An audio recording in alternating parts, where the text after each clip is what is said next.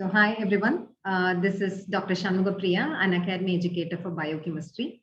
And today we have with us Dr. Akshaya Arun, who has secured 97 rank in the latest INI-CET 2022. And what makes this rank very special is that this is her first attempt. And she's currently doing her internship at Velamal Medical College, Madurai. So congratulations to you, Akshaya. Welcome to this interview. So can I begin this interview by asking you what or how did you feel when you saw the results? Were you expecting the success? No, ma'am. I wasn't expecting this, ma'am. I actually thought I had to give another attempt after 6 months. Oh. So I was very happy after seeing the result. That's nice. Okay.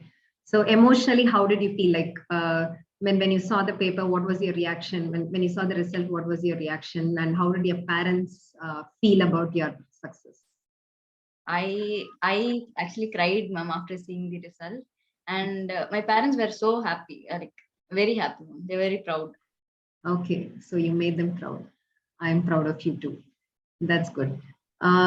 So what is your view about INI-CET 2022, this May 2022 question paper? Because I've been interacting with many students. I've been getting inputs from students about their perception on the paper. And many students have told me that this question paper was towards the difficult side. And many of them were not happy about the way questions were asked. So what do you feel about the paper? Can you let us know how was it when you wrote the paper and how do you find it now, looking back? When I was attempting the paper, I thought, okay, like I thought I could manage it. And it was kind of easy when I was attempting the paper. But after going through the recall questions, I found out that it was a very difficult paper. Okay. So this I didn't expect. I think probably you're the only person who has told me that the question paper was easier when you wrote it. So can I know which part of the question paper, which aspect of the question paper did you find easier when you wrote it? Were the questions familiar to you, or were you able to exclude choices? Ma'am, the topics and the concepts which they were trying to ask were familiar. We were able to rule out choices for each question, and it was easy when I was attempting it. But Okay. The one-liners part was also given equal weightage, and that part I didn't do well. Okay. So can I interpret it this way? Because you had learned it conceptually, you were able to exclude choices, and only factual questions you had made silly mistakes. Yes. Is that yes, right? ma'am. Yeah. Yes. So this is exactly my interpretation of the question paper was as well. Because when I saw the question, particularly biochemistry based questions, many students were not happy about the biochemistry part because most of those questions were based on molecular biology, molecular genetics. And when I got those questions, what I could sense was, though the question, so the interesting aspect of those questions is every choice could be made as an MCQ. Every choice was a fact. Every choice was a concept. So I'm very sure this would have taken a very longer time for you to solve the MCQ.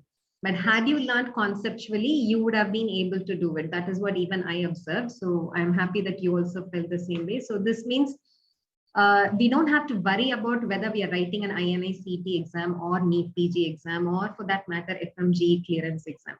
It is all about conceptual learning. If you learn it conceptually, then as Akshaya has mentioned, you'll be able to exclude choices easily, and any difficulty level question paper, you will be able to crack it.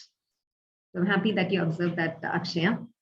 And is there anything which you found difficult as far as the question paper is concerned when you wrote it? Apart from questions, how was the time management aspect? Yes, ma'am. I was not able to manage time properly as in GTs, ma'am, because here each and every option needed some time to rule out. So I didn't. I thought I completed the paper in time, but still there was some lag because the options needed time. Yes. Yeah. As I said, every option was like an MCQ. Even to exclude every choice, you must have had to think a lot. I agree. Yes. Okay, so time management was a tricky aspect of INI-CET. I agree. Good.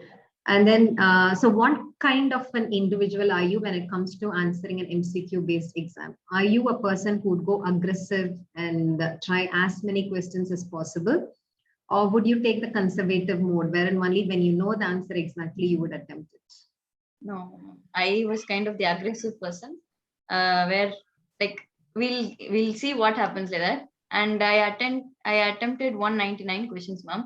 Even in that, I didn't know all the questions. Obviously, the questions which the one question was the calculation part, which I even if I attended, I would have gotten it wrong. So that's why I didn't attend that question. The rest and all, I did it right. Rest you attempted. That's a good Yes. approach. Yes. So this is what I've observed commonly among all toppers. So all toppers go in the aggressive mode. Yeah. So they try to attend as many MCQs as possible. Probable reason is they are confident about their level of preparation, and they're also clear about their concepts. So when, as I've been repeatedly saying, if you're clear about concepts, most of the choices you'll be able to exclude. At least 2 choices you'll be able to exclude, so that the remaining 2 you can use your logical reasoning or your remote knowledge or remote information, you'll be able to exclude it. Yes. So this is a common trait that I've observed among toppers. So when did you start your preparation? Because you're just doing your internship, which means you must not have had enough time for preparation as such, right? So when did you start your preparation? I started my preparation from final year, ma'am. Okay. Yeah, final year subjects, I linked it with the other common subjects and did it in an MCQ pattern, so that the next year I'd be able to prepare better. So from internship, I started the core preparation, but still in the final year, I started my preparation. That's good. So how are you able to manage final year subjects and this preparation? Was it? Actually, we had this COVID, that was the COVID time, and we had to prepare from home only for the final year. So I used that time and managed. So COVID has been a blessing in disguise for you. Good. Okay, so I'm happy that you optimally utilize even COVID times. Good. So my understanding is you learned all clinical subjects in relationship with, so in alignment or in integration with preclinical and paraclinical subjects. Is that right? Yes. Okay, good. Another common trait that I've observed among INI-CET toppers is they are very clear about Prof 1 and Prof 2 subjects. Okay, so a basic understanding of the first year and second year subjects is essential for you to crack INI-CET, is what I have observed so far. So what kind of a student were you when you did your first year, second year, pre-final year? So were you a topper, or what kind of a person were you? I used to read a lot. I enjoyed my first two years of reading. That was the base for this month. I didn't have to spend that much time now, because at that time I was strong in those subjects, ma'am. The first year subject and the second year subject, pre-clinicals. So that Good. helped me now. Yes. So another carry home message for all viewers is, so it is not about the number of years that you spend after your MBBS for NEET PG preparation or INI-CET preparation. Your preparation should actually begin from the first year. When I say begin from the first year, I'm not asking you to start solving MCQs straight away. But if you're very clear about the first year and second year subjects, then you'll be able to understand clinical subjects in an integrated way. And that will give you an edge over others. So that is what Akshaya is trying to say. And Akshaya, this session is mainly for those who are preparing for NEET PG and INI-CET, so that they understand what are the strategies which toppers follow to be on the top. Okay, so I'm very sure that you have followed many strategies. But can you tell me one particular strategy which you think gave you an edge over others? What do you think is the most important strategy that others should follow? Ma'am, GTs, ma'am. This is a cliche thing. Everyone tells us to write a lot of GTs. But one thing is, after each GT, you should note down the topics which are repeating among GTs. This like in all platforms, the same topics get repeated. So obviously, those are the topics which are going to come in our exam. So we have to find out that pattern. For that, we'll have to write more GTs, ma'am. Okay. So towards the end, you'll have to give GTs as frequent as like every day or the alternate days. For 1 month or so, you should try that. But after that, you need not do that. But still, you'll have to do that for 1 month, so that you can note down your weak areas, the high yield points and everything. And you can also use that as a source of revision of the 19 subjects. No? It'll help a lot. That's a good way of explaining about grant tests. So as Akshaya rightly said, it's not about the number of grant tests that you perform. It is about the grant test analysis that you do. So what she has done is after grant test, she has analyzed, she has understood what her strengths are and what her weaknesses are. She has noted down all those weaknesses. She has worked on it. And that has been a successful strategy for her. Excellent. So, also what she mentioned is she did an analysis and she found a pattern of topics that are being frequently asked.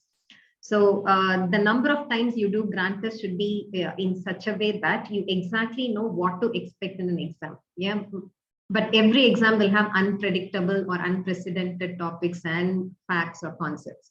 But those are not the rank deciders. But if you're not able to answer a question which is based on a frequently asked topic, then your rank gets affected. So doing grant tests and analysis of grant tests is the best strategy, as Akshaya has mentioned, perfectly said. So can I know how Unacademy helped you, Unacademy platform? Ma'am, there should be a primary source, ma'am. But after that, for each and every topic, we'll have to strengthen it as much as we can. For example, in INI-CET, there are only a few topics which they keep repeating. They keep asking questions from the same topic, whether it's difficult or it's easy. But for that topic, we can just search in Unacademy, whichever educator we're following, and we can find out those topics. And what I did was I watched all the topics and I added them to my notes. And actually, I got a different perspective from a different teacher. And that helped in strengthening the subject. So for each subject, if you do that, it'll be like, it's not like we are combining different sources. It'll actually help us improve. It'll actually help us view that subject from different holistic view. Good. So that I got from watching videos from Unacademy. Okay, watching videos. So did you watch every video? When you said you watched all topics on Unacademy, right? So were you watching videos of all subjects on Unacademy, or so were you topic oriented or were you subject oriented when you prepared for your exam? I'm topic oriented mostly, but for certain subjects, if I was weak at the beginning itself, I learned the whole subject from Unacademy. But mostly topic oriented. Okay. Because we could find almost all the topics, and so it helped me a lot. Yeah, all topics are available on Unacademy. Yes. So when you, so what is your view on biochemistry questions as far as INI-CET question paper was concerned? So many were complaining about those questions. So what is your view? They were not the ordinary questions, ma'am. Actually, I think those questions were framed to, segregate these people, ma'am, because the usual biochemistry questions are either kind of one-liners or like that. But these were very, very conceptual, ma'am. And thanks to you, ma'am, the day before the exam, I got an instinct and I started watching your videos, random videos, but still 2 to 3 concepts from those videos were asked, and I was able to rule out those questions. Those were the questions which I felt happy of attempting. So thank you. Okay, my pleasure. That's really good to hear. Okay, so yes, so the day before, few days before INI-CET, we had a marathon of classes in biochemistry. Most of those classes were based on molecular biology. So I tried covering every aspect of molecular biology. We had discussed Sanger sequencing. We discussed about PAGE. So many aspects of that had come in INI-CET. So you were mentioning about notes, right? So that reminds me of another question. So do you believe in using a pre-written notes written by somebody else, typed by somebody else, or do you write your own notes? Which do you think is more helpful? Ma'am, written, like we'll have to write our own notes, ma'am. The picture memory of our own handwriting helps us retain the concept better, not the printed notes, ma'am.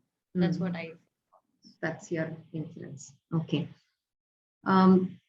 So that's about notes. And is there any strategy that you think a student should follow in the last 10 days of preparation? Because the initial few days, even for the student to get accustomed to the subject, it'll take some time. To understand a pattern of question, it'll take some time. So only towards the end, probably the last 15 days towards an exam, the person should be able to summarize it, should have a different strategy to follow. So what do you think would be the strategy that a student should follow in the last 10 or 15 days? Ma'am, I feel for this last 15 days, you will have to prepare yourself from the beginning. Just for the last 15 days, like what you're going to do, you'll have to plan it well ahead because 1 year preparation depends on your last 15 days, ma'am. What you'll have to do is, I have an idea, ma'am, like each person has to make a list of their weak areas and prepare a source out of it. It can be a PDF or it can be written, handwritten. You can write down the topics which you tend to forget, the volatile topics, the tabular columns, and all those. You can compile it and keep it, and you can use it for the last 15 days because you'll not be able to read all the 19 subjects. So you'll have to get that ready right from the first day of your preparation. Not from the first day, at least after half, when you get to know what are all the topics. After that, you'll have to make that ready. Okay. So you should keep summarizing all that you're doing during the initial period of preparation, so that that is used as a guide for you to get ready in the last 15 days. Is that, am I right? Am I right in interpreting what you said? Yes, good. Yes. So the last 15 days, according to Akshaya, should be spent for you to revise all the notes that you have written all by yourself. And you should be able to cover all 19 subjects. In the sense, it should be you covering the must-know facts and must-know concepts of all 19 subjects. So that will help you definitely. Great. Yes. So so what do you plan on pursuing, Akshaya? What is your dream course of choice? General medicine or pediatrics, ma'am. Anything, but okay. So are you writing the NEET PG, upcoming NEET PG? Yes, ma'am, I'm right. You're writing. Okay. So all the best. And so we got enough, beautiful, and it was really insightful. Yeah. So all that she said, to summarize whatever Dr. Akshaya has mentioned, her view is you should start preparing from the very first year. And preparation from the first year should be, and that reminds me, what do you think should a student do? Should a student follow a standard textbook, or do you think a guide or something of that sort would help? A standard textbook, ma'am. Even if they're not able to understand that, they should watch some videos or at least refer from a smaller book. But their ultimate thing should be understanding the standard textbook, because understanding that will help them build their concepts very strong right from the beginning. Yes. So this, I think, this is my personal recommendation, and I exactly agree with Dr. Akshaya. So my personal recommendation to everybody who's watching this video, or to anybody who's trying to prepare for any of the entrance examinations, please look at standard textbooks.